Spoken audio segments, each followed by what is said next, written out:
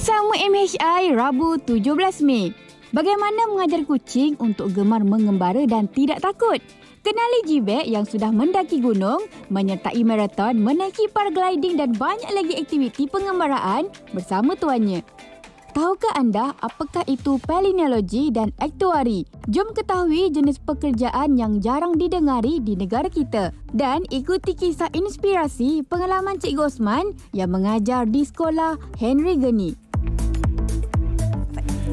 Ya, itu dia yang menarik hari ini di Malaysia hari ini. Jadi kalau anda nak tengok apa yang kami paparkan tadi tu, selama 1 jam je ni kami nak ambil masa anda untuk anda melekat bersama dengan saya Fazli dan Sofia di TV3. Ya, hari ini pastinya adalah bersama dengan 17 Mei 2023, 26 Syawal 1444 Hijriah. Semoga yang akan baik saja pagi ini. Semangat ceria. Saya dan Afat sedondong warna biru dengan harapan untuk menceriakan pagi anda, memberikan ketenangan. Afat tenang tak pagi ini? Oh, saya terlalu tenang sangat ni. Oh, ni versi tenang ke ni? Oh, okey. Ini versi apa Okey, versi tenang macam ni. Tapi apa, saya nak ada semua bersemangat pagi ni sebab tadi kita Sofia sebut 26 Syawal. Jadi menandakan hujung minggu ni merupakan minggu yang terakhir untuk bulan Syawal. Tapi perasan tak, hari-hari sekarang ni orang duk mengejar open house ni. Dekat TV3 ni jangan cakap lah. Setiap department akan ada saja jamuan makan-makan. Jadi dah boleh save duit poket lah bulan ni.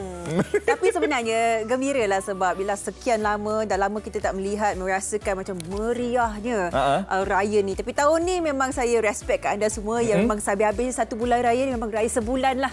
Tiap-tiap hari, tiap-tiap hujung minggu tu meriah di mata-mata, gambar dimuat naik media sosial, anda bersakan di luar sana. Tapi itulah dia, bersakan-sakan. Saya hari tu, tempoh hari waktu bulan Ramadan, saya gembira sikit lah. Sebab apa? Sebab dah turun sikit berat badan saya. Alhamdulillah.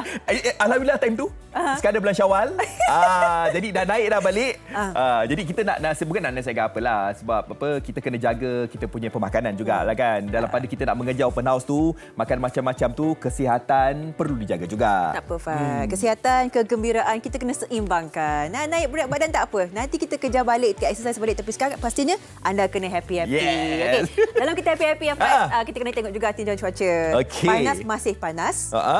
Pagi ni menunjukkan takat matahari yang agak terik, 30 darjah ke atas di Kuala Lumpur, Kuching, Kota Kinabalu, Labuan, Ngar sampailah ke kat utara Alor ada hujan sikit pagi ini, tapi selainnya menunjukkan dah panas ya, 32 darjah dan sebagainya. Anda berhati-hati kalau berada di luar, aktiviti outdoor dan sebagainya, pastikan anda tidak begitu lama menjemur diri anda di luar sana.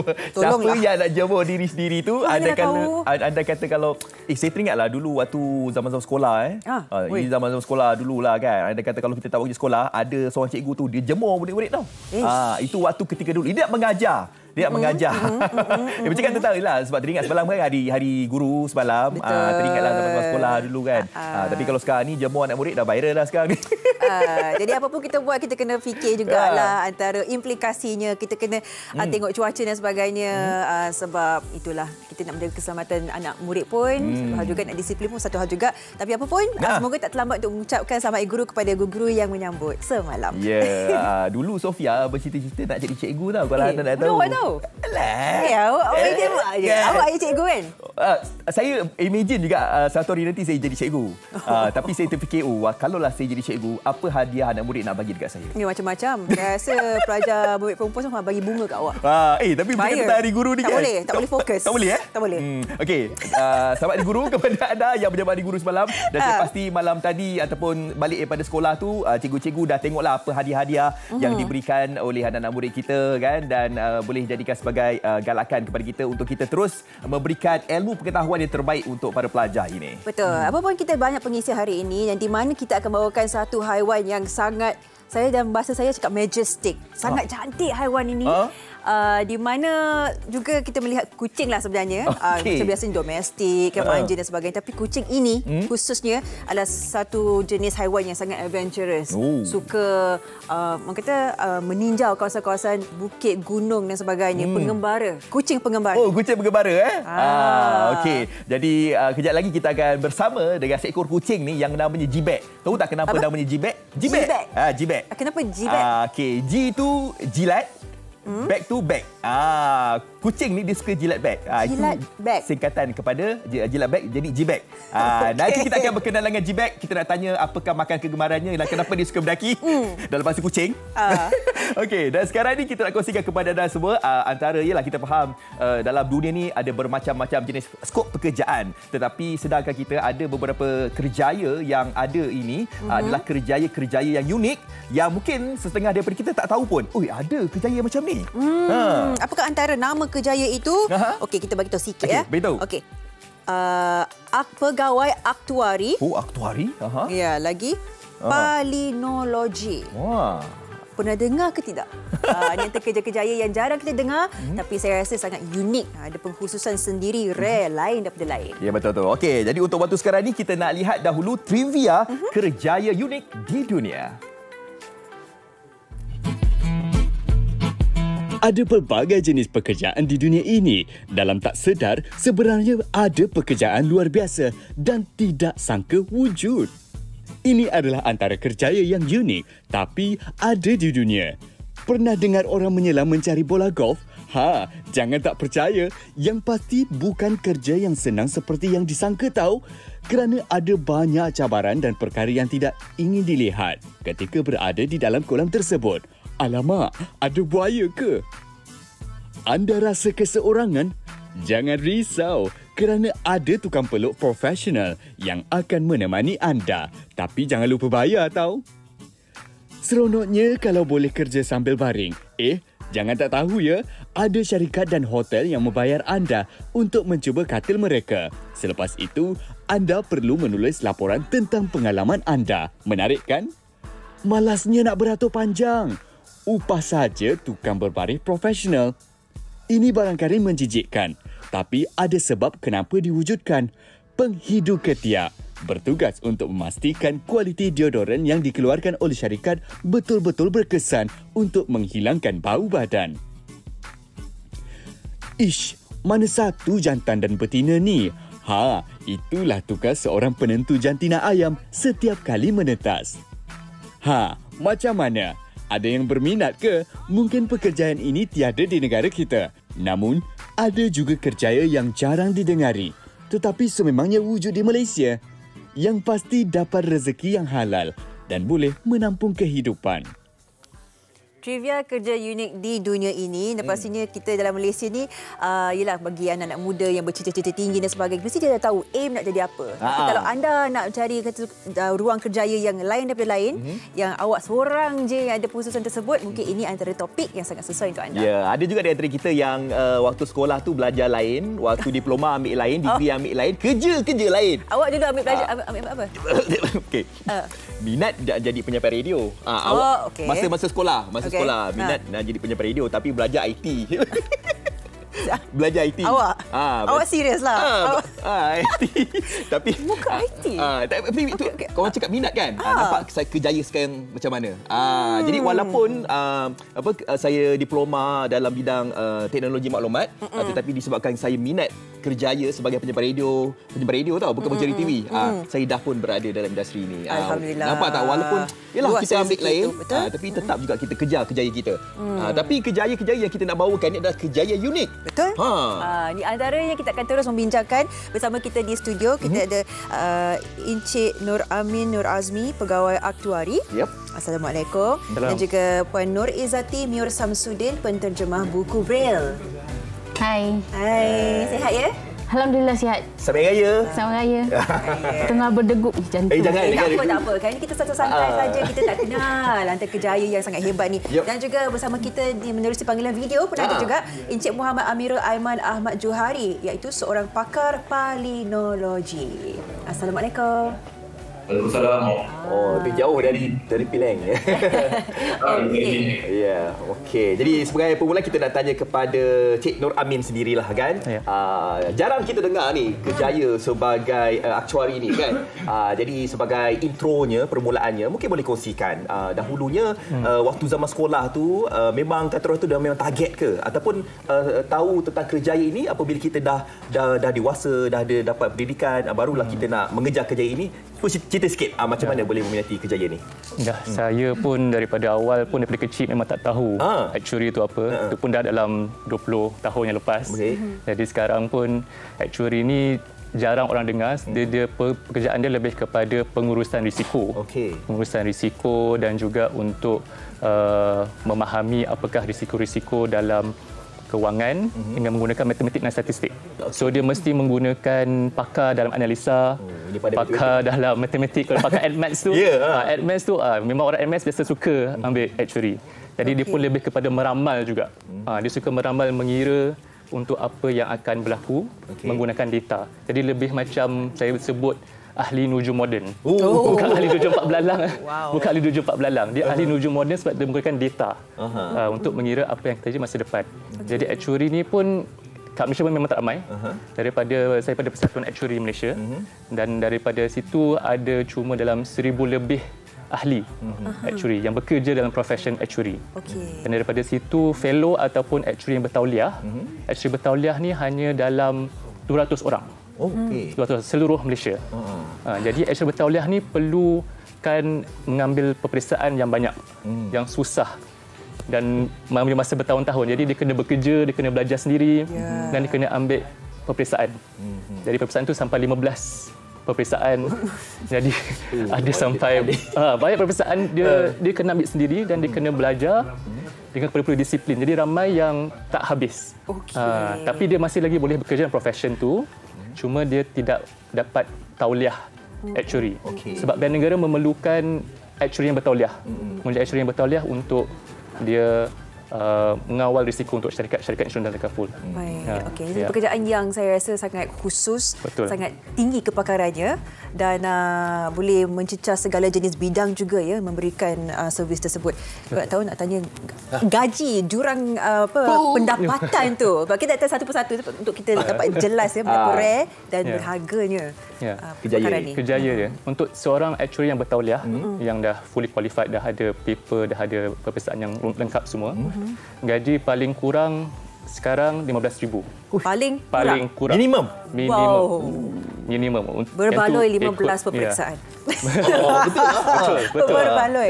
Sehingga sampai 40,000, 50,000 mengikut kepada pengalaman bekerja, mengikut kepada bidang, mengikut kepada contoh jawatan juga.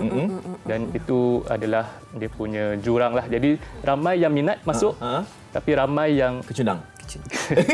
Kecundang. Saya pun peperiksaan saya terakhir, saya gagal 3 kali. So ambil repeat lah. Ambil gagal kena repeat. Ambil banyak kali sampai dah menangis sampai dah. Sebab biasanya budak actuary ni yang ambil actuary ni orang pandai. Bila gagal tu dia tak biasa.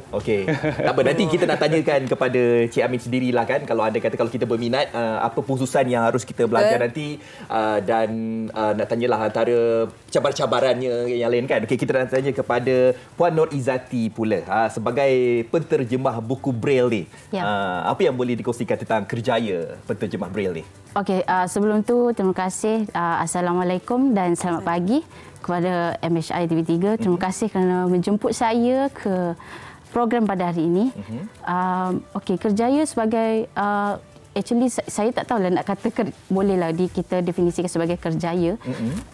Tetapi penterjemah ini biasanya kita dengar kita menterjemahkan bahasa. Misalnya daripada bahasa Melayu ke bahasa Inggeris dan sebaliknya, dan mungkin bahasa Inggeris ke Mandarin dan sebaliknya, dan banyak bahasa-bahasa lain. Tapi untuk tugasan saya di Persatuan Bagi Orang Buta Malaysia, saya perlu menterjemahkan tulisan daripada tulisan biasa kepada tulisan Braille. Objektifnya adalah untuk memenuhi keperluan individu cacat penglihatan untuk akses kepada bahan bacaan. Jadi ini sangat penting ya, untuk kita melahirkan golongan OKU penglihatan yang maju dalam bidang pendidikan mereka. Salah satu aspek mereka perlu adanya bahan bacaan. Jadi daripada peringkat awal lagi, daripada tadika maybe atau di bangku sekolah dan seterusnya ke sekolah menengah dan peringkat universiti dan alam pekerjaan, kita harus menggilap individu cacat penglihatan ini untuk menulis, membaca. dan mengira lah. Maksudnya untuk menguasai kemahiran literasi mereka. Dan Puan Izzati juga ada menerbitkan buku-buku ini yang buku teks di antaranya buku untuk pembelajaran mereka ya, dan ini merangkumi segala asas yang diperlukan untuk bacaan dan pemahaman. Adakah sukar sebenarnya untuk menterjemah dari buku ke Braille? Adakah satu perkara yang susah atau tidak? Okey, secara asasnya kita cuba sehabis baik untuk menterjemahkan buku teks daripada tulisan biasa ke tulisan Braille untuk kita cuba menyamai kandungan yang ada dalam buku teks tu. Tapi dalam keadaan-keadaan tertentu, misalnya terdapat gambar rajah, ikon-ikon. Jadi kita harus terjemahkannya ke dalam bentuk perkataan bagi membolehkan murid-murid berkeperluan khas ini memahami ataupun mereka tidak ketinggalan apabila mereka adanya proses pembelajaran dan pengajaran dan pembelajaran. Jadi mudah juga untuk cikgu-cikgu untuk mengajar mereka seperti mana murid-murid arus perdana. Jadi katanya kesukaran itu dari segi penyediaan gambar-gambar, dan ada gambar-gambar tertentu yang kita perlu terangkan. Tidak semua gambar kita boleh lukis dalam bentuk gambar rajah timbul, tapi ada gambar-gambar tertentu yang kita perlu memberi penerangan secara lebih terperinci, dan ini kita dipandu oleh guru-guru yang mahir lah dalam konteks murid-murid itu sendiri. Saya nak tanya sikitlah kepada Puan Izzati, sebab sekarang ni kan kita mengejar teknologi kan. Jadi kalau ikutkan sekarang ni pun macam kita pun apa-apa bergantung kepada kemudahan internet, teknologi. Jadi masih relevan lagi kah untuk para mereka ini menggunakan buku Braille ni sebagai pembacaan ataupun sebagai pemahaman untuk mereka? Okey. Saya rasa individu cacat penglihatan dengan teknologi tidak dapat dipisahkan. Yep. Tetapi dalam konteks buku ini, di sekolah kita masih lagi menggunakan pengajaran dan pembelajaran secara fizikal. Jadi kita perlu menjadikan buku teks untuk mereka secara fizikal. Dan ya, saya tidak menolak kemungkinan selepas ini kita akan ada buku digital. Tetapi yang menjadi cabaran buat kami adalah mungkin cabaran kepada mereka yang bertanggungjawab untuk membangunkan buku-buku digital ini. Harus diingat bahawa ianya haruslah bersifat access for all. Bukan akses kepada golongan majoriti seperti murid-murid arus perdana yang boleh melihat, tetapi juga akses kepada mereka yang mempunyai ketidakupayaan cetak. Kalau kita tuan dan perempuan nak tahu, ada juga dalam kalangan kita yang mereka boleh baca buku, tapi boleh baca buku bercetak, tapi dalam keadaan tangan mereka yang kudung, dalam keadaan jari mereka yang sukar untuk mengelak dari satu halaman ke satu halaman. Mungkin mereka memerlukan satu format lain dalam bentuk audio untuk mereka mengakses bahan bacaan tersebut. Jadi itu kita punya matlamat akhir dia adalah untuk memastikan bahawa kumpulan sasar kita boleh membaca. Cukup hebat sekali dan cukup besar tanggungjawabnya itu untuk memastikan tiada siapa satu pelajar pun yang tertinggal. Dan kita ingin juga melihatkan apakah sebenarnya kerjaya sebagai seorang pakar palinologi. Encik Amira yang bersama kita menerusi panggilan video. Mungkin bagi cerita kat kita sikit apakah yang perlu kita faham tentang kerjaya Encik sendiri. Assalamualaikum warahmatullahi wabarakatuh. Selamat pagi MHI. Pertama ini saya ucapkan terima kasih kerana sudi menjemput saya untuk berkongsi berkenaan palinologi ini. Saya rasa memang bila sebut di mana-mana saja palinologi ini orang memang tak tahu, tak pernah dengar. Kalau macam aktuari tadi ada sekurang-kurangnya 1,000 orang, kita dekat Malaysia kita cuma ada kurang 10 orang sahaja. Wow, bidang palinologi. Ya. Kita memang tak ramai. Dan kalau boleh saya ceritakan sedikitlah berkenaan palinologi ini sebenarnya. Perkataan palinologi ini sebenarnya dia baru lagi. Kita boleh katakan dia satu bidang yang baru saja emerge, baru saja muncul sekitar tahun 1940-an. Tetapi kajian berkenaan palinologi ini sebenarnya dah bermula sekitar tahun 1890-an.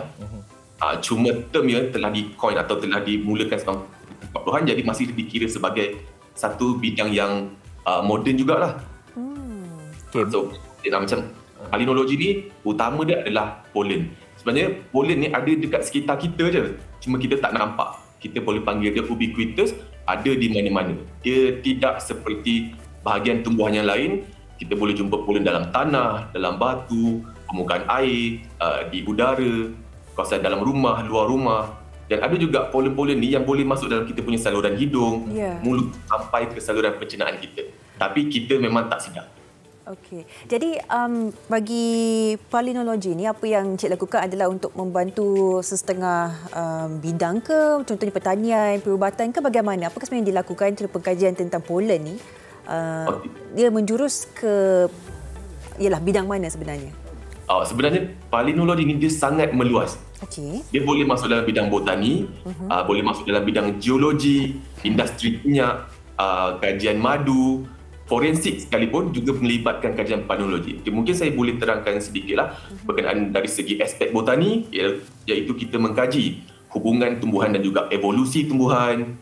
Dalam geologi kita gunakan fosil, polen yang kita jumpa dalam tanah untuk kita kaji. Keadaan vegetation masa lampau macam mana, persekitaran masa lampau itu macam mana, apa yang menyebabkan berlakunya perubahan cuaca kepada kita punya keadaan alam sekitar sekarang. Dan juga dari segi industri minyak lebih kepada cari gali dan juga potensi eksplorasi minyak dan juga gas. Kalau dari segi kita kata alergi lah ataupun madu kan biasanya kita tahu madu, ramai orang konsum madu, tapi orang tak tahu dalam madu tu sebenarnya datang dari tumbuhan apa. Ada orang mungkin alergik dengan sesetengah madu, tetapi bila beli kita tak tahu kandungan madu tu dari pokok apa. Jadi bila dia konsum madu tu dia ingat dia alah kepada madu, tapi sebenarnya dia alah kepada sesetengah tumbuhan ada dalam madu tersebut. Cara Cik Amirul berkata-kata, bercakap, umpama seperti Cik Amirul begitu cintakan tentang kerjaya Cik Amirul ni. Memang suka sangatlah dengan kerjaya ni. Saya nak tanya tentang suka atau tidak ni. Adakah kerjaya ini Cik Amirul dah dapat, baru Cik Amirul explore tentang perkara ini, ataupun waktu zaman belajar, waktu macam sebelum dapat kerjaya ni memang dah ada minat timbul nak dalam belajar kerjaya tentang polen. Polen. Sebenarnya menarik sebelum tu. Sebenarnya kalau ikutkan dari ijazah sarjana muda, saya memang dah terlibat dalam bidang sains tumbuhan. Okay. Kemudian waktu saya buat master, saya masih lagi tak terlibat dengan polen, tapi masih lagi dalam bahagian pembiakan tumbuhan. Kemudian waktu PhD lah, baru saya betul-betul jatuh cinta kepada bidang ini. Tetapi saya faham kelemahan dalam bidang ini adalah kita tak expose pelajar dari awal lagi. Bila dah masuk dunia pasca siswazah, barulah kita jumpa sebenarnya palinologi ni apa sebenarnya. Itu menyebabkan saya lagi jatuh cinta lah. Dan kalau boleh kita dedahkan kepada awal, pelajar-pelajar sekarang lagilah kita boleh tarik lagi ramai orang untuk jadi ahli palinologi. Mungkin kita boleh dapat lebih dari 100 juta. Betul, daripada 10 orang. Saya rasa eksklusif sebenarnya kerja ni sebab bawah 10 orang saja dalam negara ni sendiri. Income tak tanya. Nak tanya income silakan. Income lah. Pendapatan kurang.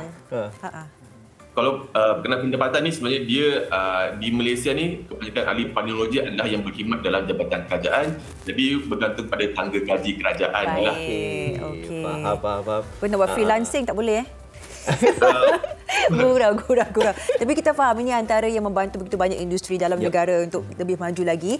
Dan dalam masa beberapa minit yang tinggal ni kita nak tanyalah satu persatu mungkin harapan bagi pekerjaan kerjaya ini, jurusan ini supaya mungkin lebih ramai lagi yang berani untuk menjejakkan kaki. Mungkin boleh mulakan? Ya, seperti saya sebut tadi, tak ramai kan, dan 1,000 orang saja yang pegawai actuary di Malaysia. Dan daripada situ adalah lebih kurang dalam 10% ke 12% adalah orang bumi putera kita. Jadi kurang lagi pendedahan ataupun kurang lagi ramai yang berminat untuk mengambil bidang ini, terutama sekali untuk sampai ke peringkat fellow ataupun yang actuary bertauliah tu. Jadi memang susah berjalan tu, tapi kita akan, jadi saya ingin meminta kejugalah kepada pelajar-pelajar seperti yang meminati ADMATS, matematik tambahan.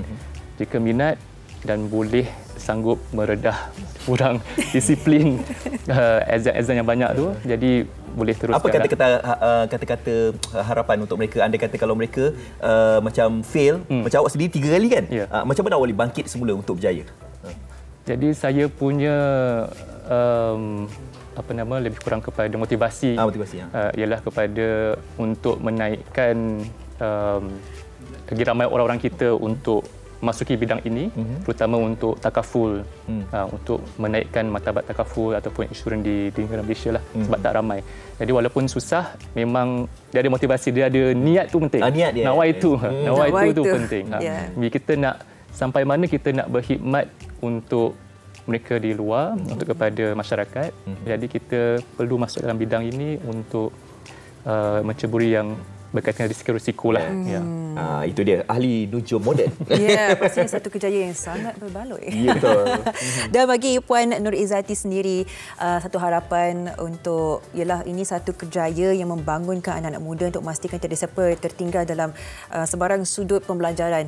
Harapan untuk ialah semua untuk menaikkan lagi taraf dan juga persiapan anak-anak ini dalam pembelajaran mereka. Saya tunggu juga kalau pengacara nak tanya income kerjaya ni berapa. Boleh. Nak tanya. Selitkan. Actually, matlamat utama sebagai jurubiel berkomputer ni adalah kita memberi khidmat bakti lebih kepada sumbangan kepada masyarakat untuk memenuhi keperluan murid-murid pendidikan khas misalnya, ataupun khusus umumnya OKU penglihatan, untuk mengakses untuk membaca, menulis. Saya berharap selaku penterjemah April, saya berharap agar mungkin satu hari kerjaya ini dapat dikomersialkan ataupun diwujudkan, sebab buat masa ni ianya diwujudkan di peringkat-peringkat NGO seperti dalam persatuan-persatuan, pertubuhan-pertubuhan yang memberi perkhidmatan sokongan kepada OKU penglihatan. Jadi kita jangan lihat penterjemah tu hanya kepada tulisan braille sahaja. Dia sebenarnya luas. Dia suatu bidang yang luas. Misalnya kita terjemah daripada visual kepada audio, misalnya kan, di TV3 satu hari nanti nak buat, sebab ada penonton-penonton serta daripada OKU penglihatan. Jadi mereka tidak ketinggalan untuk mendapat maklumat seperti yang sama yang sama seperti penonton-penonton yang lain. Jadi selain itu juga penterjemah boleh dibuat daripada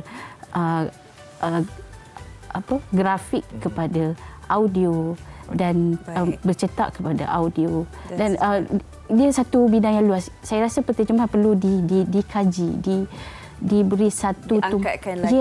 Diangkat. Sebab boleh sama lagi? Kita kesudukan masa puan. Sikit je.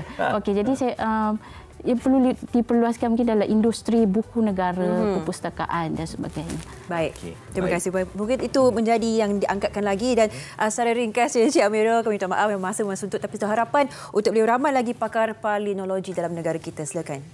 So, ini harapan saya sendirilah, sebab kita sebagai negara yang kaya dengan biodiversity, kita ada lebih daripada beratus-ratus ribu spesies tumbuhan, tapi sayangnya kita masih lagi merujuk data luar negara. Kita kekurangan tenaga kerja untuk sumber database oleh di negara kita sendiri. Dan macam yang boleh tengok dalam video yang saya kongsikan tadi, bidang ini banyak dipelopori oleh perempuan.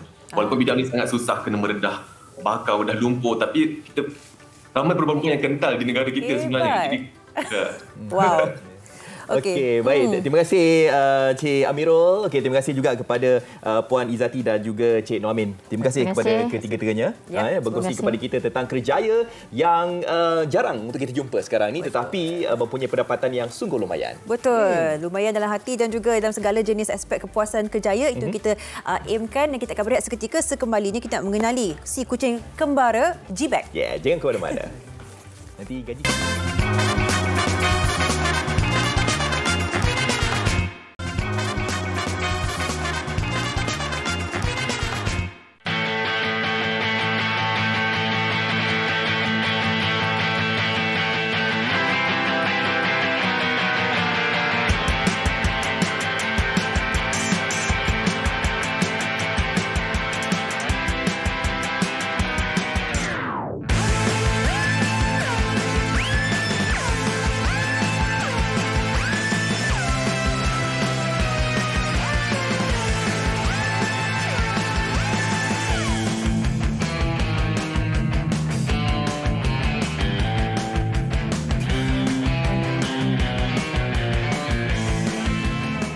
GBAG, si kucing kembara. Kita terus bawakan ke dalam studio yang berpakaian busana pagi ni, Afad.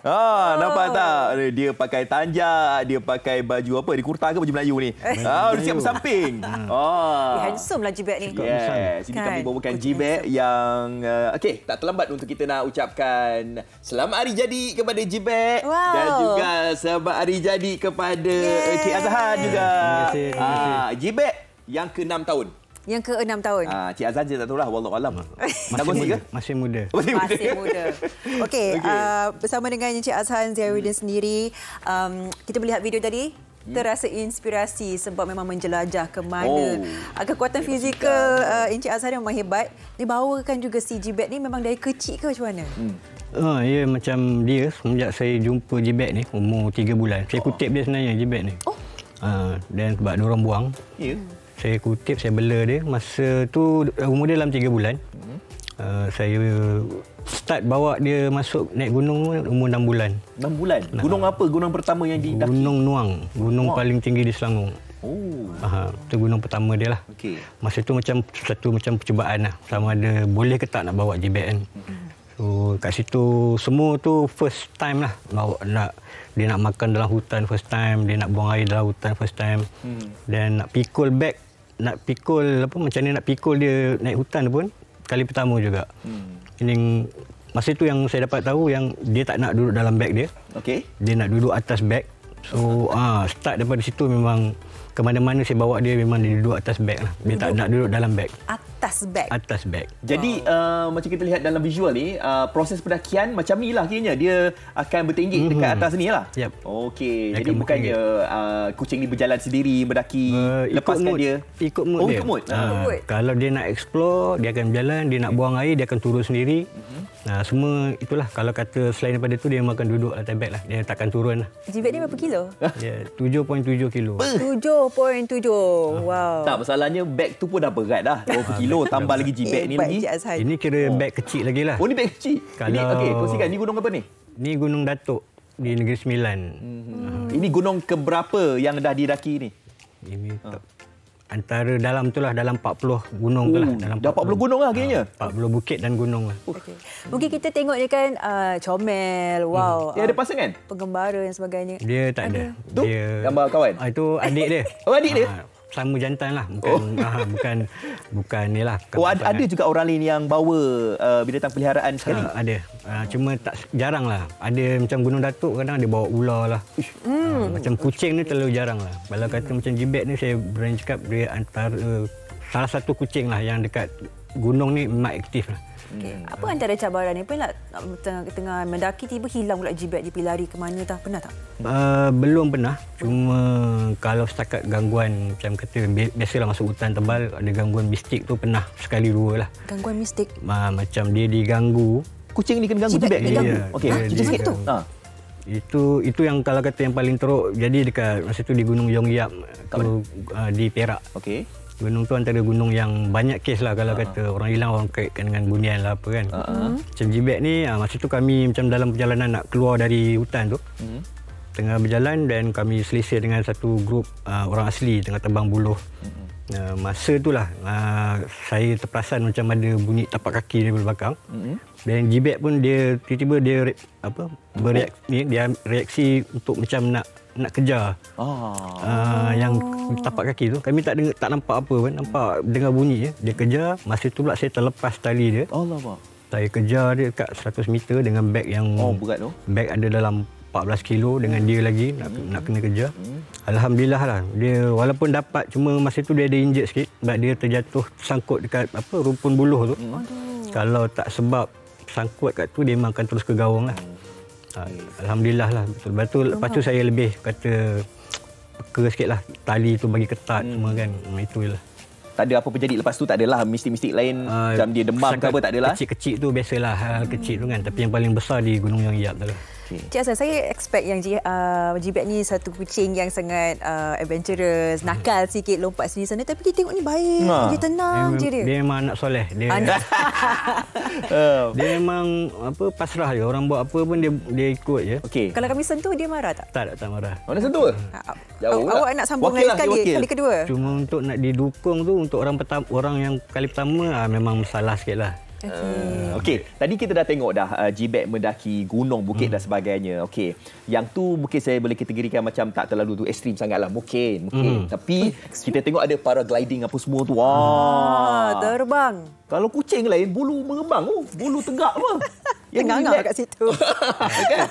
Macam mana pengalaman dengan G-Bag pula? Paragliding tu? Yang paragliding tu mungkin sebab dia terbiasa pergi tempat tinggi kan. Gunung-gunung yang tinggi dan gunung-gunung yang dia pergi pula yang memang antara tertinggi dekat semenanjung Malaysia. So dia dah terbiasa dengan angin-angin yang kuat di gunung macam especially di Gunung Datuk. Angin dia memang terlalu kuat. Dia dah terbiasa. Jadi bila paragliding tu dia punya tu pun lebih kurang je. Saya cuma kena ajar dia untuk nak pakai bag tu di depan. Biasanya saya bag tu dia duduk di atas, saya kena ikat dia dekat depan tu.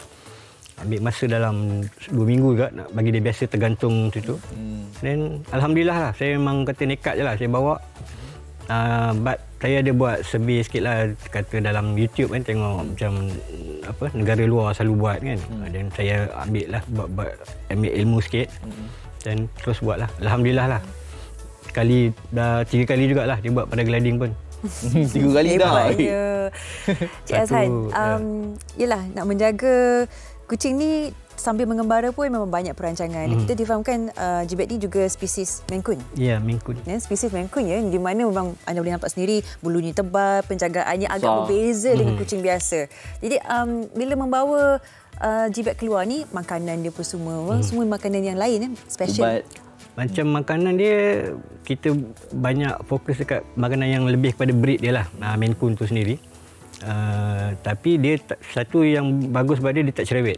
Dia makan je apa yang makan. Macam kalau kata kami masuk hutan, ada buat barbecue ayam kambing bakar, itu memang favourite dia. Oh wow. Dia memang dia tak sentuh lah, dia punya makanan kucing sendiri tak makan. Dia makan makanan orang. Bila dia tengok ada ayam dengan kambing bakar tu. Cuma dari segi kata lepas keluar daripada hutan tu, yalah kena bawa dia pergi check up dekat vet apa semua kan, tengok dia kalau ada penyakit ke apa benda kan. Banyaklah kata persediaan sebelum dan selepas nak pergi tu, ada checklist dia lah. Kita kena dia macam orang jugalah kan. Dan difahamkan juga G-Bag ni dia ada baju sejuk dia sendiri. Baju sejuk. Dia ada topi dia sendiri. Baju hujan pun ada. Baju hujan pun ada. Tak boleh mengembara lepas ni tanpa G-Bag? Susahlah sebab saya dah terbiasa sejak 6 tahun saya dah terbiasa macam tu. Sebelum ni kata saya memang dengan kawan-kawan je lah, tak ada melibatkan dia. Tapi sejak kata bela dia tu, memang nak tinggal dekat rumah tu macam tak sedap hati. Terpaksa bawa. Okey, apa dia antara sukan ekstrim yang lain yang belum lagi tercapai impian untuk bersama-sama dengan G-Bag? Sebab kami ada dalam perancangan untuk nak main perahu layar lah. Ada perahu layar pula. Kawan-kawan yang terlibat dalam outdoor, ajak pergi ke Perlis, ajak trial. InsyaAllah lah dalam perancangan. Kami siap dah beli life jacket untuk dia. Semua dah prepare, cuma belum ada kesempatan nak buat lagi. Jadi fahamkan pergi ke mana-mana, saya rasa G-Bag ni dah macam artis dah. Betul. Lebih kurang lah. Sampai dekat atas gunung ada ambil gambar apa semua jam. Kita yang sebab cuma yang kecil hati dia tak ambil gambar saya lah. Dia ambil gambar dia je lah kan. Harapan Encik Azhan sendiri ialah lepas ni nak banyak lagi tempat untuk dikuasai bersama dengan si G-Bag ni. Apa yang boleh dikongsikan bersama para penonton supaya mereka juga boleh menjinakkan anak-anak bulu mereka untuk sama-sama keluar? Pada saya menggalakkan kalau ada pencinta haiwan ingin nak bawa dia punya kucing ke ataupun anjing bawa pergi outdoor. Tapi dengan syarat, nasihat saya cuma satu lah. Kena faham dulu kucing tu macam mana. Kena tahu dia ni boleh ke tak nak sesuai dengan suasana luar. Banyakkan kucing rumah dia akan duduk di rumah je. Kalau dia faham semua tu, dia tahu macam mana nak kawal kucing dia, just go on. InsyaAllah memang kita meriahkan lagi outdoor ni dengan kata especially kucing lah kan dengan ni. Tapi kalau misal kata Encik Azhan tak bawa kucing pun, saya tahu Encik Azhan ni pencinta kucing sebab saya tengok songkok penuh bulu kucing. Okey Encik Azhan, terima kasih. Okey, kalau anda kata kalau mereka nak tahu perkembangan update si G-Bag ni, ada IG ke apa ke? Boleh ada. G-Bag dia ada IG dengan TikTok. Okey, apa dia? Dua-dua nama yang sama, G-Bag Hikers Cat. Oh, okay. So ya, insyaAllah kalau nak tahu pengumuman boleh tu je cari dia dekat. Terima kasih. Okay, Jibek. Jibek. Dah sarapan pagi ya, Jibek? Jibek belum lagi. Oh, belum lagi. Tapi dia steady je. Dia kat kamera sikit. Kita zoom in sikit. Jibek, bye-bye. Cuba keluarkan suara dia apa. Dia miau-miau sikit. Dia takkan bunyinya. Oh, takkan bunyi. Dia bercakap bila perlu je dia. Oh, cakap bila perlu. Bukan budi dengan budi begini. Bukan. Dia cakap bila perlu. Okey, bye Jibek. Okey. Comelnya. Geram tengok. Okey, itulah Jibek, kucing penggembara kita memang steady bersama dengan pemiliknya Encik Azhan. Moga banyak lagi tempat yang dieksplor lepas ni. InsyaAllah. Okey, terima kasih Encik Azhan. Jadi kepada anda semua, anda bolehlah kata orang tu apa, bawa binatang peliharaan kita juga bersama-sama. Kalau sebelum ni kita bersia-sia jogging kan, tapi kita mungkin boleh melakukan suka ekstrim bersama dengan haiwan peliharaan kita. Terima kasih. Okey, kita nak berhenti bereaksi ketiga. Anda jangan ke mana-mana. Okey, bye Jibek. Bye kamera. Bye.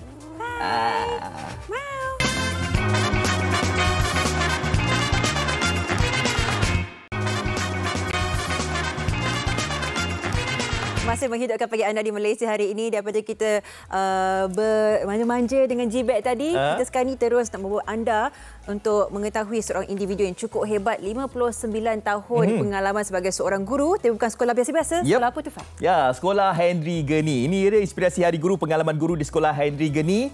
Dan kisah ini wajar dijadikan inspirasi buat semua kerana tugas guru terutama di sekolah istimewa ini bukanlah mudah dengan pelbagai cabaran yang harus didalami. Jom kita saksikan video ini.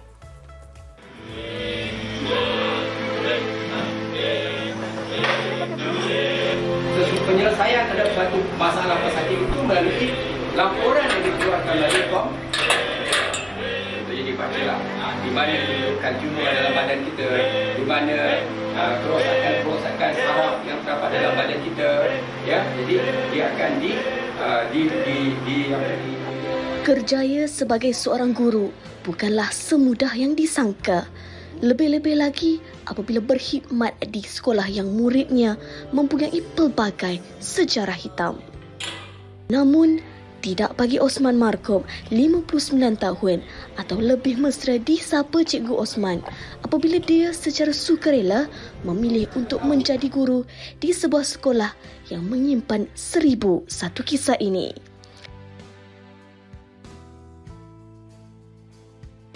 Cikgu Osman memulakan kerjaya sebagai seorang guru pada tahun 1989 di beberapa buah sekolah aliran perdana selama 19 tahun.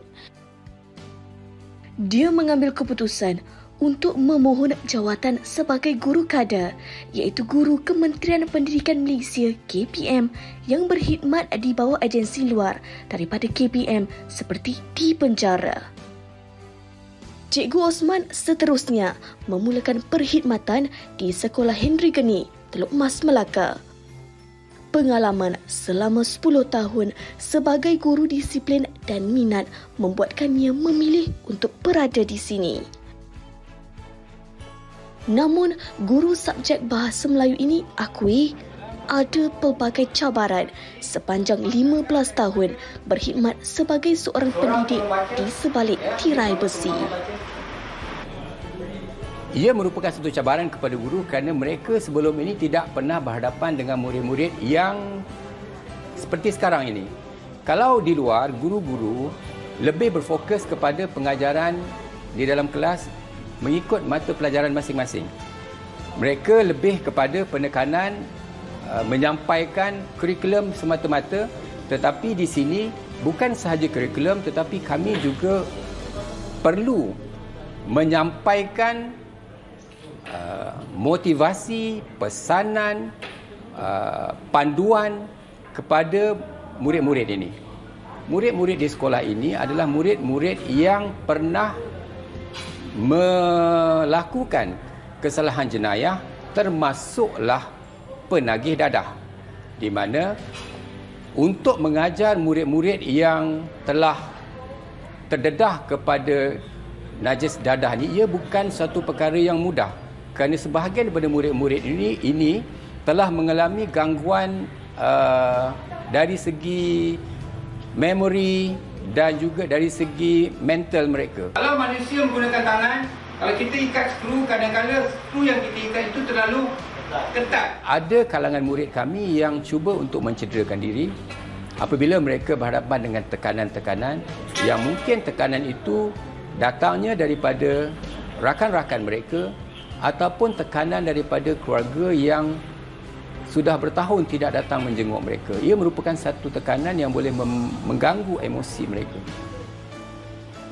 Tanggungjawab yang digalas oleh guru di sekolah ini sememangnya besar, terutama apabila terpaksa berdepan dengan murid-murid yang mempunyai pelbagai kekurangan. Setiap kali melangkah masuk ke sekolah, Cikgu Osman perlu sentiasa bersedia dengan segala kemungkinan. Sebenarnya guru-guru yang mengajar di sekolah ini sudah bersedia dari aspek fizikal dan mental, khususnya dalam mengendalikan murid-murid yang dianggap sebagai berkeperluan khas. Walaupun mereka sebenarnya bukanlah cacat dari aspek mental dan fizikal, tetapi mereka mempunyai kekurangan-kekurangan. Dalam pertamanya ialah mereka kekurangan kasih sayang. Yang keduanya ialah mereka kurang perhatian. Yang ketiganya mereka pernah keciciran dalam pendidikan, yang mana guru-guru telah dilatih untuk berhadapan dengan murid-murid ini dan membantu murid-murid ini menyelesaikan masalah-masalah emosi mereka. Jadi dalam penyesuaian guru dan murid, guru perlu mengikut rentak murid. Apa yang diperlukan oleh murid, kita kena sediakan. Ya, contohnya, kita sedar murid-murid ini tidak mendapat perhatian dan kasih sayang daripada kedua ibu dan bapa mereka. Jadi guru-guru akan menjadi sama ada menjadi ibu dan ayah kepada murid-murid ataupun menjadi abang dan kakak kepada murid-murid supaya mereka dapat menjalani kehidupan di dalam sekolah handling ini dengan lebih tenang dan selesa. Setiap insan yang bergelar guru pasti mempunyai harapan yang besar terhadap anak didik mereka. Begitu juga bagi guru-guru sekolah di sebalik kurungan, 1001 harapan dipertaruhkan buat anak didik mereka. Kami guru-guru berasa sangat bangga dengan murid-murid yang telah bebas kerana mereka tidak lupa kepada jasa-jasa guru yang pernah mendidik mereka sehingga mereka berjaya, sama ada mereka berjaya dalam kerjaya dan maupun dalam kehidupan. Sebahagiannya datang mencari guru, sebahagiannya menghubungi guru melalui media sosial, sebahagiannya juga memberikan penghargaan-penghargaan kepada guru dalam pelbagai bentuk. Setiap guru ada cabaran yang berbeza-beza, walaupun ilmu yang dicurahkan hanya sekecil kuman maupun seluas lautan. Hargailah jasa mereka yang digelar guru. Kita jumpa lagi esok. Assalamualaikum warahmatullahi wabarakatuh.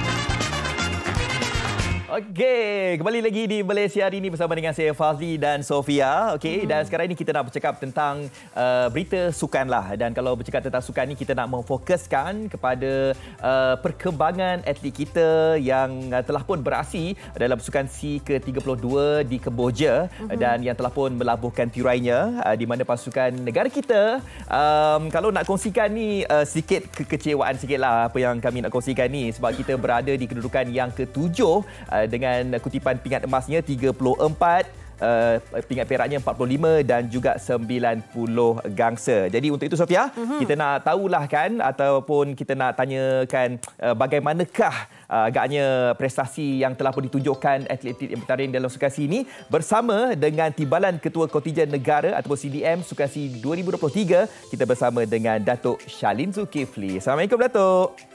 Selamat pagi. Selamat pagi. Terima kasih Datuk Shalin kerana sudi meluangkan masa sama kita hari ini. Mungkin sebagai pembukaannya, mukadimahnya, Datuk Shalin sendiri nak bagi satu komen tentang prestasi skuad kebangsaan kita di Kemboja baru-baru ini. Terima kasih Sofia dengan MHI kerana menjemput hari ini. Sebenarnya ialah macam Mik cakap tadi, kita tak dapat capai target kita 40 pingat. Tapi saya di sini bersama Datuk Nasir, TDM, Sharon dan juga Sekretariat MSN, ISN dan OTM, kami walaupun kami tak capai target, tapi kami berpuas hati dengan pengorbanan dan usaha yang telah dilakukan oleh semua atlet yang terlibat pada kali ini. InsyaAllah kami akan comeback stronger di Sukan C dan Sukan Asia yang akan berlangsung selepas ini. Okey, walaupun kita tidak mencapai target 40 pingat emas yang cuba dicapai oleh atlet kita, tapi kita cuma mampu membawa 34 pingat emas. Apa yang Datuk mungkin boleh berikan? Apakah yang positif yang boleh kita lihat dalam perkembangan mutu prestasi atlet kita, Datuk? Benda pertama yang saya dapat adalah sebab dia pergi setiap sukan. Saya, Sharon dan Datuk CDM memang pergi melihat setiap sukan. Kami support mereka. Yalah, dari segi aspek you tengok dapat capai target, tapi dari segi aspek lain orang di sana yang kita semua tak nampak penat yang semua atlet lalui, walaupun mereka semua nak menang pingat emas, nak capai 40. Kadang-kadang kita sebagai sukan ni ada di luar kawalan kita, kita tak dapat perform pada hari yang pertandingan dan sebagainya, tapi saya dapat lihat dalam setiap atlet tu memang keinginan untuk menang untuk negara memang ada. Cuma tadi kita membawa squad yang agak muda ni, so mereka mungkin perlu lebih lepas ni mereka mungkin perlu lebih prihatin dan mungkin perlu lebih kerja keras terhadap mental part of their game. Boleh ada potensi, tapi nak fitting tu belum ada lagi. Harap selepas ni untuk balik post term nanti manager mereka, MSN dan semua cuba perbaiki apa yang kurang ada, kerana mereka memang ada, tapi kita perlu kerja untuk Sukan C dan Sukan Asia kita nak naik dan comeback stronger. Kita memang ingin mengucapkan tahniah jugalah daripada 440 atlet kita, daripada 677 atlet yang dibawakan ke sana mewakili skuad kebangsaan. Adalah pertama kali bagi mereka, dan saya pasti ini menunjukkan satu kekuatan supaya mereka ada playing field ataupun on ground field lebih banyak lagi untuk mengharumkan nama negara. Syabas diucapkan, dan kita ucapkan terima kasih juga kepada Datuk Charlene Zulkifli kerana sudi memberikan satu semangat juga kepada atlet kebangsaan kita untuk terus mengharumkan nama negara. Okey, terima kasih Datuk. Thank you Datuk. Assalamualaikum. Salam. Okey, selamat kembali ke Malaysia nanti, insya-Allah. Okey, baik, itu dia. Apa-apa kita harus ucapkan tahniah, kita jangan condemn kita punya atlet kita. Kita ucapkan tahniah syabas kepada atlet kita yang telah pun sentiasa bertegus lumus dengan persiapan dan sebagainya, kan. Mereka ni membawakan semangat yang jitu untuk negara kita, tetapi mungkin tidak berpihak kepada kita. Tapi tak apa, kita bangkit kembali dalam Sukan C yang akan datang 2 tahun lagi, insya-Allah. Semoga juga memberikan semangat kita untuk meneruskan kehidupan dalam cara kita sendiri. Kita terus berjuang, dan esok kita bawakan topik tentang tips menghadapi musim panas. Itu yang kita dah bawakan. Selain minum air, ada lagi cara-cara lain. Kan, kita dah pernah bawakan juga kucing, bagaimana nak mengatasi ataupun nak menghadapi seruk haba ni juga. Kan, jadi kita kena tengok kucing juga, bukan saja untuk diri kita, malah untuk binatang peliharaan kita. Semuanya esok akan kami bawakan bercakap tentang tip menghadapi musim panas. Terima kasih jaga diri semua. Saya Sofia. Saya Fazli Fuad. Jumpa lagi nanti. Assalamualaikum. Bye-bye.